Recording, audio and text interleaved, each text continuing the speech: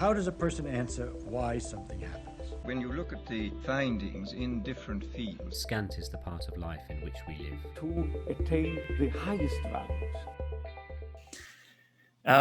Okay, so we usually start the show talking about kind of the nature of the ability we're talking about here, which in this case is persuasive speaking, specifically jury trial speaking. What makes a great trial attorney? So a great trial attorney is made by a few things, I would say. Is one, you have to have a certain level of knowledge of the law. If you don't understand the way the law works, you're going to lose.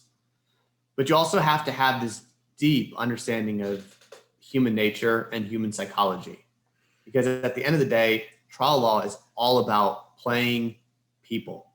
And I use the word playing people not in a negative way, but that really is what it comes down to, is when you are negotiating with your opposing counsel, you are playing against each other.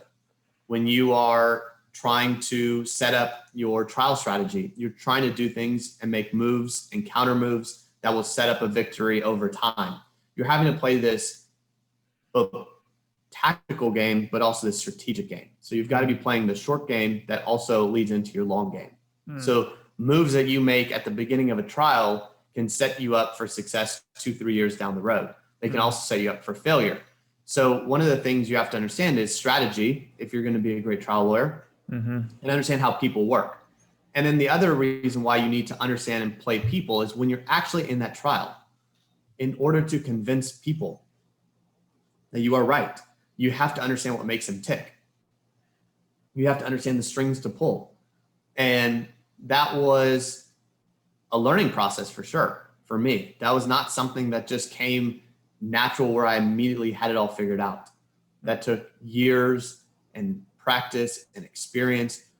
But that really is what makes a great trial lawyer, is when you start figuring out how exactly can I lead opposing counsel where I want them to go? How can I set traps for them that they fall into?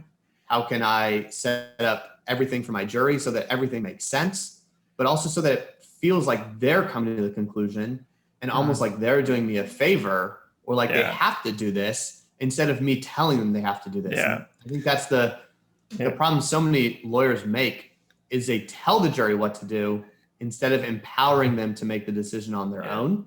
And that was always my approach. Yeah, a little bit of inception going on there.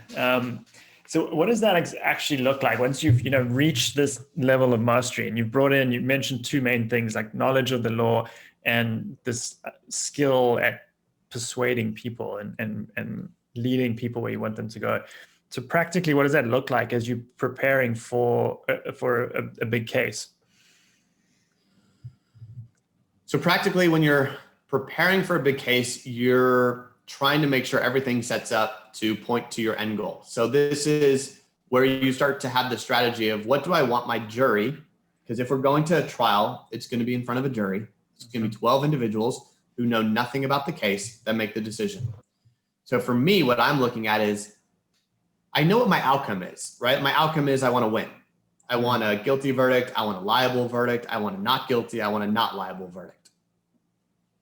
So I know that that's my outcome. And the problem that most lawyers fall into is thinking that is the goal.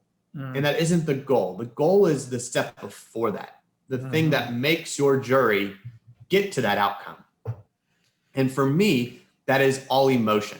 What emotion do I need my jury to feel? Once I have identified that, I can start reverse engineering everything from jury selection, what I'm going to talk about, the tone I'm going to bring up, the examples I'm going to use, the clothes I'm going to wear, the color tie I'm going to wear. I'm thinking about what the other side is going to look like, because I want everything to be perfectly in place and to feel like the perfect production for my jury, so that everything leads into that emotion. From the very first moment, from jury selection to opening statement, to the way that I'm going to object to different ideas, even how my objections are going to be in trial. What am I trying to portray to the jury to create that emotion? So every little piece is considered, and you're essentially reverse engineering from that emotion is what I want them to feel. How do I make sure every single thing in this trial points to that?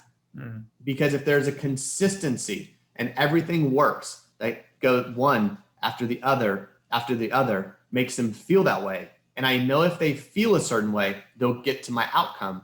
That's how you win.